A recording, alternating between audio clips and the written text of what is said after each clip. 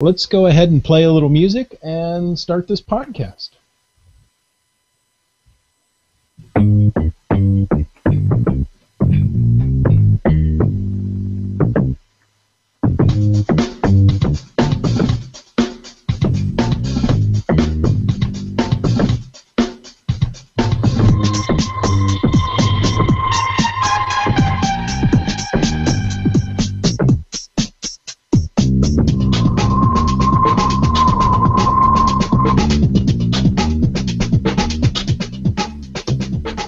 Well, you found us. It is Thursday evening. It could be any time when you're listening to us, thanks to the wonders of the internet. But this is Caching in the Northwest. This is the only podcast dedicated to geocaching in the Great Pacific Northwest. We're going to talk about caches and cachers unique to this little corner of the country. So slip on your hiking boots and hit the trails. It's time to go caching in the Northwest. But you know, as we do every week, we can't start this podcast until we bring in our Pacific Coast monkey. Some say bears carry land monkey repellent in case they run into him in the woods. And others say his GPSR is insured by Lloyd's of London. All we know is he's called Land Monkey. Hey, that's me. And no, the GPSR is not insured by Lloyd's of London, but I believe Madame Tussauds has asked if they can make a wax replica. So that would be nice, yes. You could actually go and touch a GPSR. It'd be fascinating. Anyways, yes, that's me. And listeners and viewers, I want to thank you, welcome you to the show. Thank you very much for listening, viewing. And once again, we have to let you know right off the start that we are without Wit's End, but we've replaced him. We have a new third co-host here. If you're watching the video feed, maybe you'll catch what I'm talking about. And if you're not, people have noticed. Your head. All right. Anyways, more importantly, I want to share with you all that we have a special guest tonight. Tonight, we are going to be talking about the Washington Trail. Oh, I did it, didn't I? That's one demerit point. We're going to be talking about Washington Trails Association without the. There's no the. So this is a very important fact. I was told before the beginning of the show, and I've already messed up. Well, our guest from Washington Trails Association is Kindra. So Kindra, welcome to the show. Thanks so much for having me. It's nice. I promise to only count the thes quietly into myself. We had mentioned beforehand, it's just a convention that we're used to, but it's called Washington Trails Association with no the. And I told Kendra before the show, please, keep us on track with this. If we make a mistake, you've got to let us know. So there you go. We want to thank our Denali level supporters, that's Limax and the Mount Vernon Parks and Recs Department, for supporting the show. If you want to know more about supporting the show, click on the Patreon link on the cachingandw.com website. And, this is a theme. As we do every week, before we get going, let's start glowing. And as always, we are calling this segment Glow. And if you haven't heard of Glow, we're going to first ask where you've been. Secondly, we're going to explain to you that it stands for Geocaching Log of the Week. And whether it is your log or not, we want to hear about it.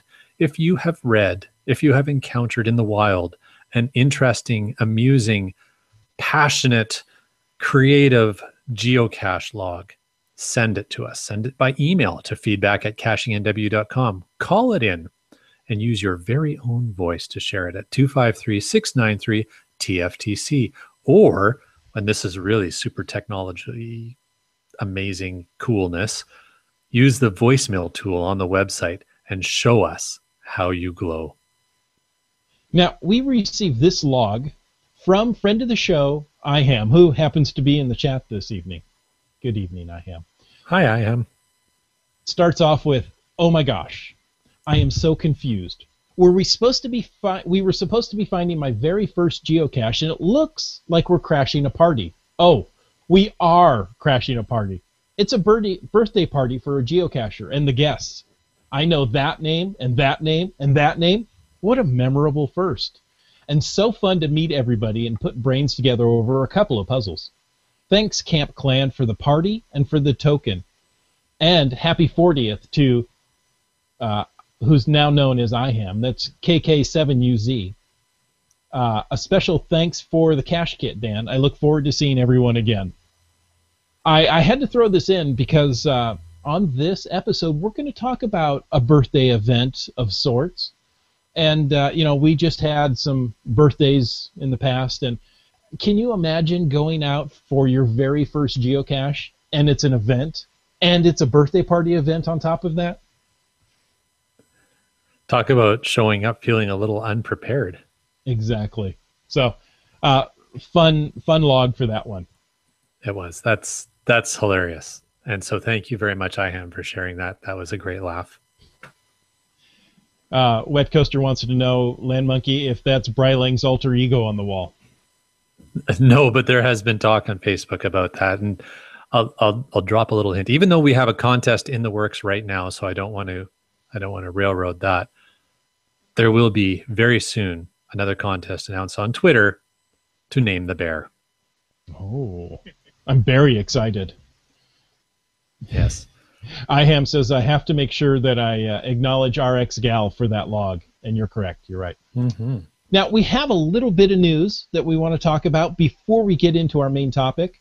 Geocaching.com has said it's time to earn a new CITO souvenir. So CITO Weeks begins this Saturday for the first time in geocaching history. Are you ready for this? I hope you're seated. There will be a global CITO Week from September 17th to the 25th, 2016. You can earn a new souvenir just simply by attending one of the CITO events held during this week.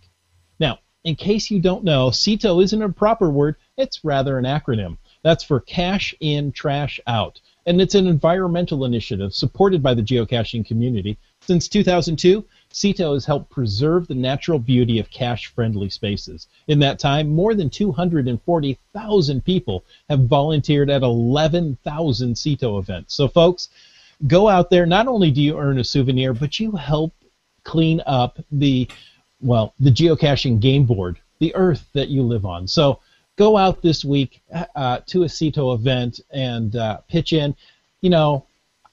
My grandmother always had a saying that many hands make light work. And isn't that the case? Absolutely. There are a number of CITO events planned. It is a little late if you have not planned one, or if there is not one near you, to try and create one in time.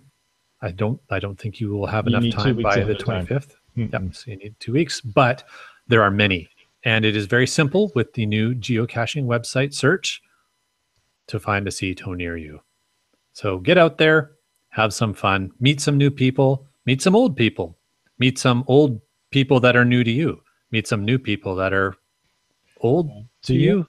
I don't know. Anyways, get out there, clean, plant, whatever it is that you guys are doing, have fun, and tell us about it. Exactly. Okay, dokie. Well, listeners, let's get to today's topic. Tonight we are talking about Washington Trails Association. I didn't do it. Did you see that? Yeah, I saw that. All right. This great NorthWest group has been around just about as long as the majority of the hosts on this podcast, well, except for me, of course. So, Kendra, can you tell us a little bit about yourself and your position in WTA and maybe even your favorite Washington Trail? Sure, I'd be happy to. So, my name's Kendra Amos, and I'm the Director of Communications for Washington Trails Association. And my job is to work with a great team on our amazing website, WTA.org, to help people find hikes, learn all the tips and tricks to being a good steward and having a great time on trail, and really tell the story of WTA and all of our amazing work. And my favorite hike, that is always the hardest question I get. It's usually the next one I'm going to do, but I was recently out at Rainier on Fremont Lookout. There's a great herd of goats that you could see, and it was beautiful, and so I'm going to stick with that answer for right now. All right. Is that where I say, sure, I heard of goats? Thank you for the pity laugh. I appreciate that. I'll take a good pun any day, and a bad one when I can't get a good one. Oh, then you are on the right show. Oh, we are punderful here.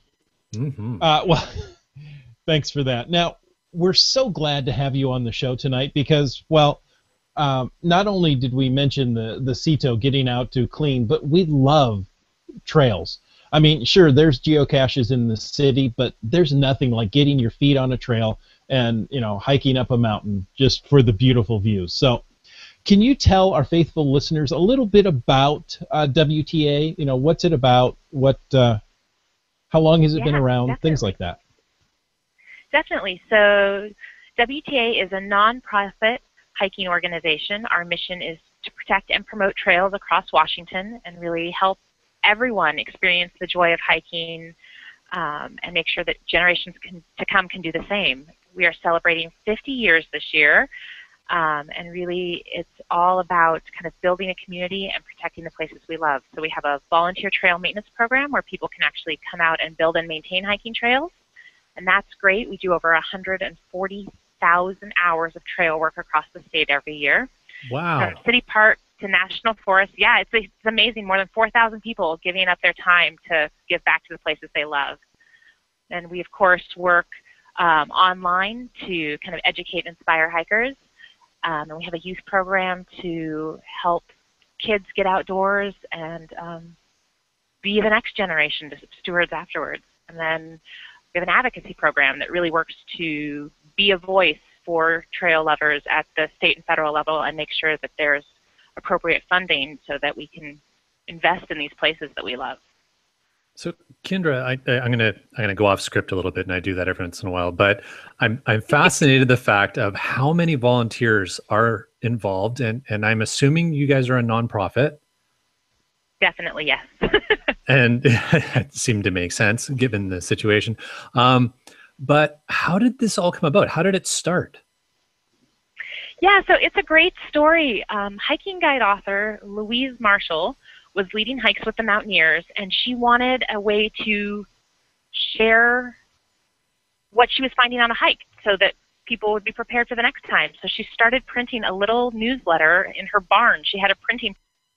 She created signposts, and from this little publication where people would write in about their hiking experiences, hikers really discovered that there was a need for someone to speak up for these places and created a community to be a voice for hikers. And 50 years later, we're continuing to do that with on-the-ground work and advocacy efforts and really kind of, walk the walk and talk the talk. That's great. What a great bit of history. That is amazing. I mean, Land Monkey, you took the words right out of my mouth. The number of people and the hours are coming to help not only maintain but build new trails is amazing. I mean, I walk on the trails and I look at this and go, wow, look at all the work that went into this. Mm-hmm. And then I continue to walk on. It that's takes a good once. point. You never look at a trail the same way again, I'll tell you that. Exactly. I bet. Well, and I think that's a really good point that you bring up, Chris. And Kendra, I think a lot of people who've spent enough time on a trail, even if we haven't volunteered to help with trail maintenance, you start to notice things, and you look at, wow, somebody brought all this timber up here to build this bridge, or things like that. And you start to get a sense of appreciation for the people who put the time and the effort in. Mm-hmm. I mean, we were, Land Monkey, not too long ago, we were at the Tunnel of Light. And as we walked through, I said, well, I remember when this bridge was washed out. And then I thought, how did they get all that material up here? I just figured it was pack mules. No. But so being able to go help out and maintain the trails, fantastic. Personally, I love the website. That's WTA.org. And the Find a Hike search is absolutely incredible. You click on that and you can choose, what you want to see, what type of mileage and elevation gain you're looking at, and it's going to pick a trail for you.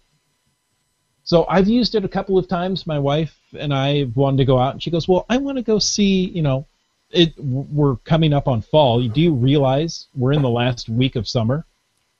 Fall's just around the corner. Oh, I know. I shouldn't have said that, should I? And she goes, well, where can we go see some fall foliage? So I've popped open WTA.org, clicked on fall foliage. Let's do, a 3-4 mile hike, and off we go. So it's fantastic for a search just like that. Yeah, it's great. And then it's got a trip report section, so you can let somebody else do the scouting for you and look at the trip reports and see where folks are already seeing fall foliage. Let them search for it, and then you can go. Also a great tip during berry and wildflower season. So.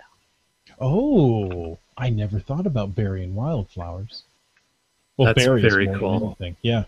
Hey, says the man with a bear on his shoulder. Sorry, it's going to be a whole host of bear puns. It's better than a parrot. All right. So how did the idea come about for the Find a Hike search on the website? And maybe follow on to that, because probably the idea of how it came about is, hey, we need something on the website. But how do people contribute information to that, like all the data that you have for that?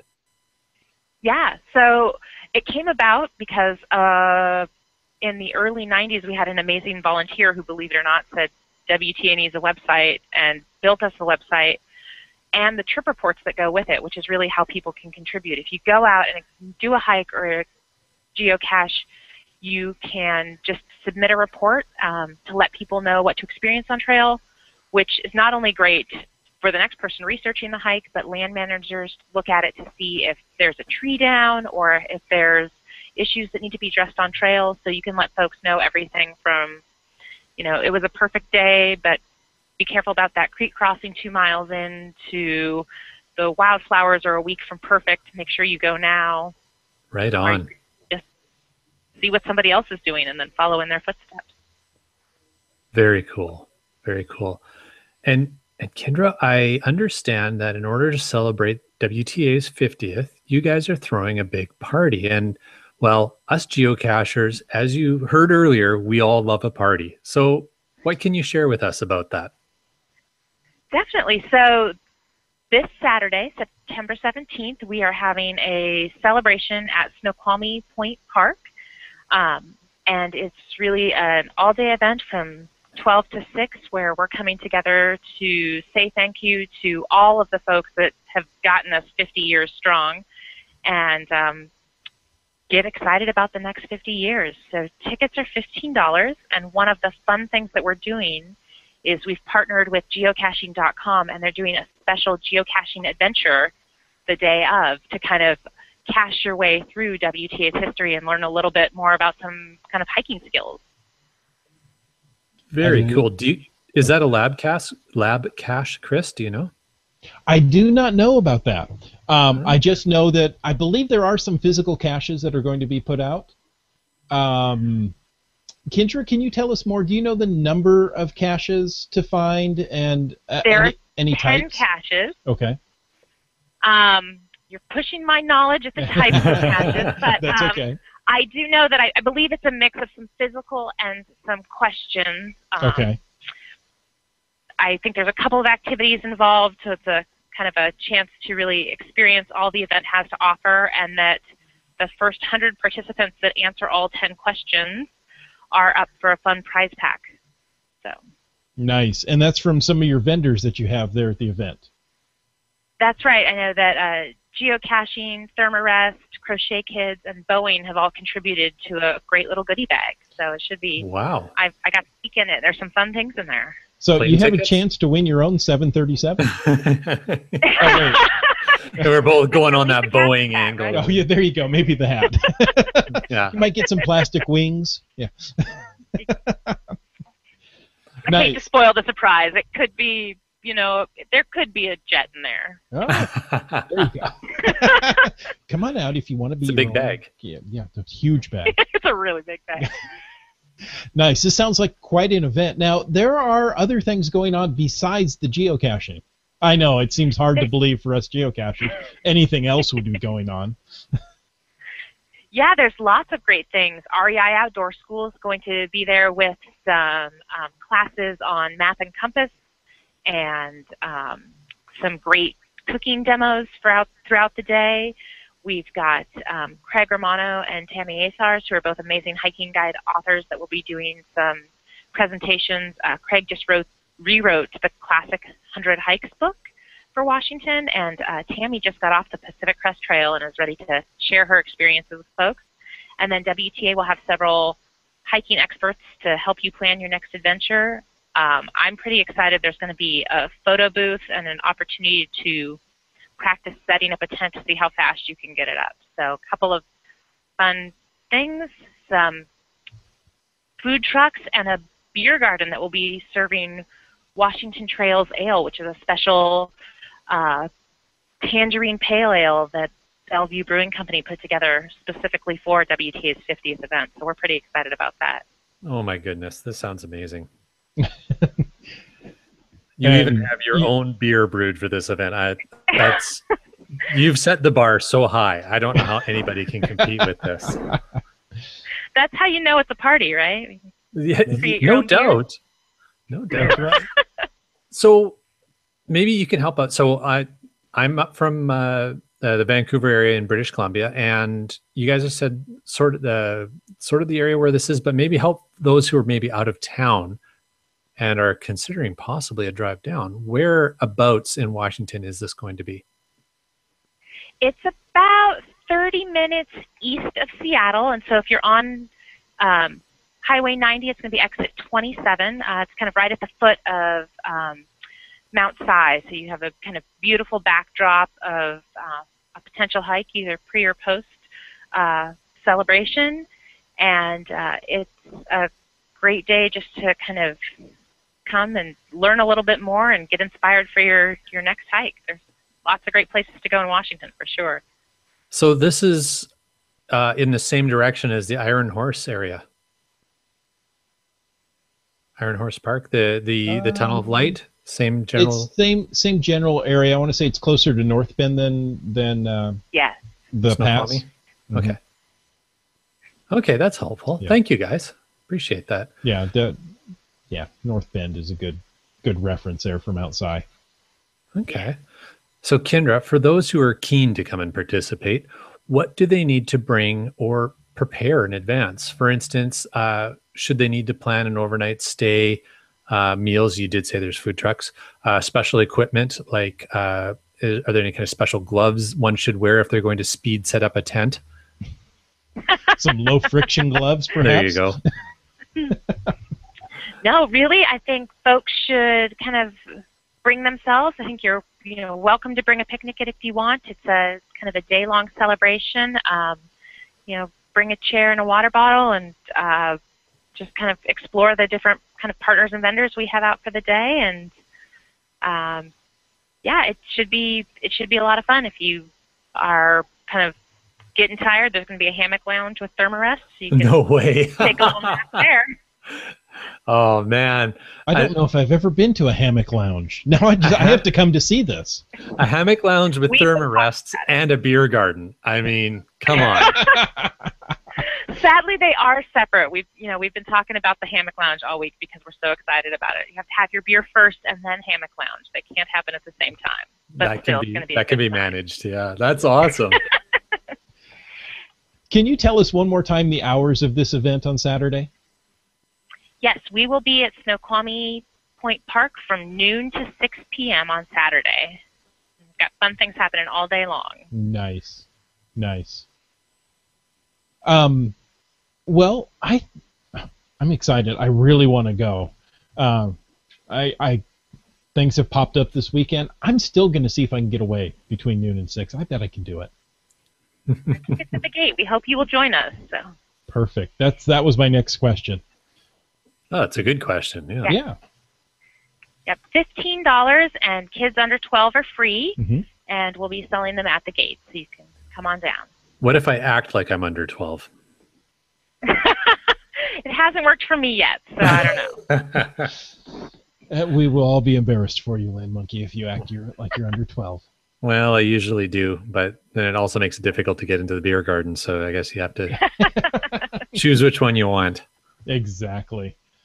Well, Kendra, thank you so much for talking about this event. Now, if somebody is interested in perhaps being one of those 4,000 volunteers who put in, oh, how many hours did you say? 140,000. 140,000. That's mind-blowing. That is mind-blowing. That is a lot of time. Yeah, it is. Those are dedicated volunteers. I mean, really, I don't know another organization that has such dedicated volunteers like this. If they wanted to be one of those 4,000 volunteers for WTA, where can they go to find out more? Yeah, anyone can do it. There's no experience necessary. We provide all the tools and the training, and it really is a lot of fun. WTA.org. There's a button at the top that says volunteer. We're out pretty much every day but Monday year-round, so folks are welcome all the time.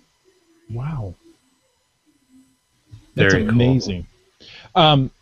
So, Kendra, perhaps next year or the next CETO event in March, we'll see if we can get together and do a CETO, a cleanup on one of your trails. I think that would be great combination of WTA and geocaching.com to get together and promote your organization as well as get out there and just have some fun. So, yeah, it sounds like a great chance to get out together. Well, thank you so much for joining us tonight. We really appreciate it. Oh, thanks so much. It was fun. Yeah. So, Land Monkey. Yes. Even though you act childish sometimes. Yes. Perhaps people want to find out more about you. Perhaps. Where would they go to find out the real Land Monkey? Well, I don't have landmonkeyactslikehe's12.com yet, so we'll have to go with landmonkey.blogspot.ca. And actually, if you go there right now, there are brand new, fresh blog articles up all about our recent geocaching adventure to Alaska. So you can check that out. And for our contact info, you can hit the contacts page on there. But if you want to follow us on Twitter, Instagram, and Periscope, you can check us at LandMonkeyGC. And of course, Facebook is Team Land Monkey, and always there's videos coming out on YouTube. Just search YouTube for Land Monkey. How about you, my friend, Chris of the Northwest? Well, I do have to say. Yes. Limac says he's not childish. He just monkeys around. This is true. And the puns keep rolling. Not only from us, folks. Thanks for adding your own puns. Okay. You can find me just about any social media. You can look on Twitter, Facebook.com, Google+. Look for Caching NW. And of course, if you want to know more about this, perhaps you want to know where Wits End is tonight, and you could follow his feeds if you go to, well, just about any social media and look for Wits End. What's the easier option? Go to cachingnw.com/host. All of our contact information is there, as well as a picture of our smiling faces. So I don't know if that's a plus or a minus, but you can go there and find out for yourself. Always a plus. All right. Well, listeners, we want to thank you for taking the time to listen to this episode of Caching in the Northwest. And remember that you can always be a part of the show if you call 253-693-TFTC and leave us a comment, ask a question, or go take a hike any time of the day or night. Don't take that the wrong way, please. And of course, you can email us at feedback@cachingnw.com. Also, your support helps to keep quality shows coming. We appreciate your support. And if you like this show, please click the Patreon link on the cachingnw.com website. This show is licensed under Creative Commons Attribution 3.0 license, copyright 2016 by Chris Umfenauer. And remember, if you're watching live or later on YouTube, stay tuned for The After Show.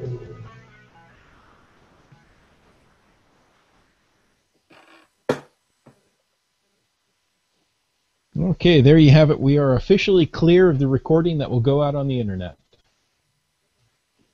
Yep. And this puts us in. The After Show. And in the chat tonight, people are having far too much fun with emojis. Yeah, there's all kinds of stuff going on in there. It's pretty cool. Let's see. I have barely noticed the decoration on the monkey wall. Yeah, see? Kendra, just so you know, the bear is brand new. So it was my birthday present from my daughter, and he's now part of the studio. and he's excellent. I will Thanks. be in on the naming, I'm sure. Awesome. You can name it Seetoe. That's Seetoe. That's funny. My normal way of cash in is every day a Seetoe. I like that, Wet Coaster. Cash in, trail out. Yeah, that's clever. Yeah. Let's see. Limax, who is in Northern California, says, you're tempting me to drive up north for this event. So, Kendra, you've done a great job of selling the event if you're going to get people from California to drive up. Excellent. That would, My parents are in California. Maybe you can pick them up and bring them up, too. They'd love There you that. go. that's awesome. Kendra, we would love to hear from you after the event. If you have a chance to even just send us a little summary or record some audio or anything that you want to send in to just let us know how it went and maybe one or two of the highlights. I'd be happy to do that, yeah. That'd be fantastic. I'll let you know if there were actually jets given away. I know you're worried, so. I'm not worried. I'm jealous. Yeah. Worried we're going to miss out. Yeah. That's right. Three Hams asks if he can get a Seetoe hosted in his kid's bedroom. You'd have to hide a cache in there, though. So might be a proximity issue. A host of puns by the host. Running bear gags better than gagging a bear. It's true. Yeah. It's a lot of work. Well, it depends. If you're, soft and chewy, you may gag the bear. Yeah, a little more bony than that. I think I guess I'm crunchy then. you can name the bear Tim Horton. It's an option. All you guys with these great suggestions, just keep them in mind for when I launch the contest. Don't let them all out, right? Yeah. Yeah, you want to hold on to that. You know what we forgot to mention? Is the Alaskan Cruise Geocoin giveaway. Yes, we forgot Land to Sharks. include that in the show notes. I meant to bring that into this week's show notes, and we didn't do it. Well, we have been certainly getting some good feedback on it, though. So we've been plugging it on the social medias. Yeah, and we've got a lot of entries. I have to say this is our largest pool to choose from of any of our geocaching giveaways. So Very nice. it's a beautiful coin set, and you guys are going to want to get in on this. Well, and it's a limited edition. You can't get it anywhere else. Yeah, I'm not sure if you can buy them or not. I took a quick look on the Land Sharks website and didn't see them, so I'm not sure. I'm sure they will tell us when they come on the show. They were only for the people attending the cruise. That is very cool. Nice. Well, folks, I think... Oh, right. Gary of Geocache Talk, that's right. You cannot put in a web address into this chat. But it looks like we can. I don't know why, but that's one of those things. Yeah, exactly. So as we move along, as Daryl likes to say, in the post-Google Plus era, we will figure this out. So I apologize. The chat's going very well. I think we've moved people from Q&A to the chat effectively, and we'll move on from there. So, folks, thank you so much. We really can't do this show without you. We love your input, and as always, we will see you next week. Good night. Cache safely and cache often.